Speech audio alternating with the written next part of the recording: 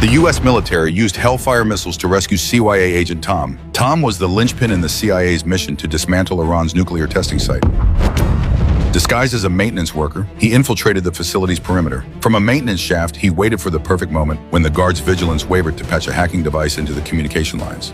This allowed CIA headquarters to breach the defense network in under 5 seconds, remotely deploying a virus that sent the laboratory's centrifuges into a terminal. High-speed frenzy. Tom had only 60 seconds to vanish. As he climbed out of the shaft, suspicious guards cornered him for loitering too long. With cold nerves, he slowly reached into his pocket and pulled out his phone, claiming he was distracted by a football match. The ruse worked. As he drove away from the site, the CIA remotely detonated the facility, leveling the nuclear base.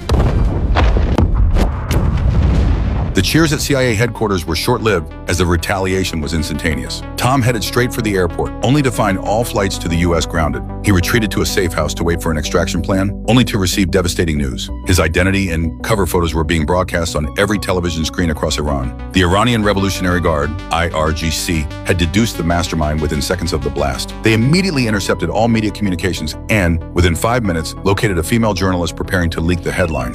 They stormed her apartment, hauling her away in her own bedding. Through her intelligence, they confirmed Tom as the operative and launched a citywide manhunt. Forced to flee with his translator, Mo, Tom soon found himself swarmed by an Iranian mob in the downtown district, despite having the overhead eye-in-the-sky view from U.S. drones. He rammed through the crowd, but the maneuver alerted the IRGC, who intercepted his vehicle. Suddenly, a mysterious figure on a motorcycle appeared and attached a magnetic bomb to the IRGC's car. In the ensuing chaos, Tom escaped. The IRGC assumed the motorcyclist was Tom's backup, but he was actually a Pakistani version of 007, the ISY's elite agent, Kahil. The Pakistanis were even more desperate than the Iranians to capture the spy. After making contact with his handler, Tom's extraction was set. He had to cross the Iranian border and reach Kandahar, 400 kilometers away, to intercept a passing U.S. transport plane. He intentionally cut his headlights and waited for nightfall, using GP-NVG 18 panoramic night vision goggles to turn the pitch-black desert into day. He believed he had finally shaken his pursuers. However, while opening the window for fresh air, he looked up to find an Iranian attack helicopter hovering right beside him. The pilot was also equipped with night vision. The enemy targeted his radiator.